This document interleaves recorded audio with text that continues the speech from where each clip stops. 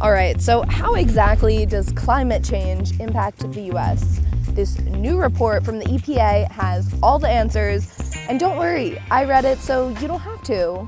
First things first, we gotta talk about greenhouse gases. That is, the gases released when we burn fossil fuels for things like electricity and driving around.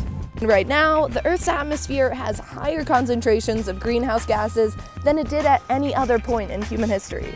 Literally go back 800,000 years, and we've never had this much carbon dioxide in the atmosphere as we do today. And emissions have been rapidly increasing over the past 30 years. And with more heat-trapping gases in the atmosphere, things are bound to warm up, which brings us to heat. Nearly every state in the US is experiencing warming temperatures. Some more than others. I'm looking at you, Alaska. Summers especially are warming up with more unusually hot days and weirdly warm nights. Heat waves now happen an average of 6 times a year in major cities. Compare that to the 1960s where it just happened like twice a year. These heat waves are more intense and last longer. But that's not the only extreme weather that's getting worse. Science lesson. Oh my God, bro. Tell me if you remember this from school. When the sunlight and energy trapped by greenhouse gases reaches the Earth's surface, our oceans absorb and store some of that energy as heat.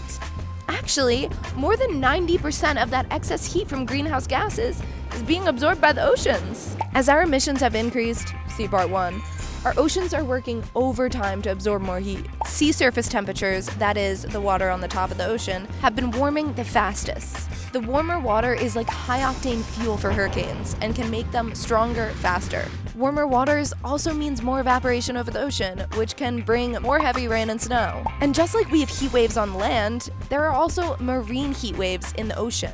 They're happening more often and becoming more intense along parts of the US coast, with major impacts on sea creatures like coral. Here's a long list of all the ways climate change is impacting the US.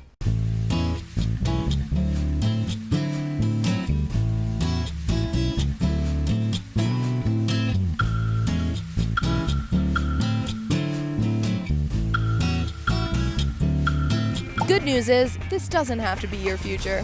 If we can rein in our emissions, double down on clean technologies like wind, solar, and battery storage, make small tweaks to the way we travel and eat, and advocate for more climate-resilient policies, we can make progress on living on a safer, cleaner, and cooler planet. Just give us a follow and check them out.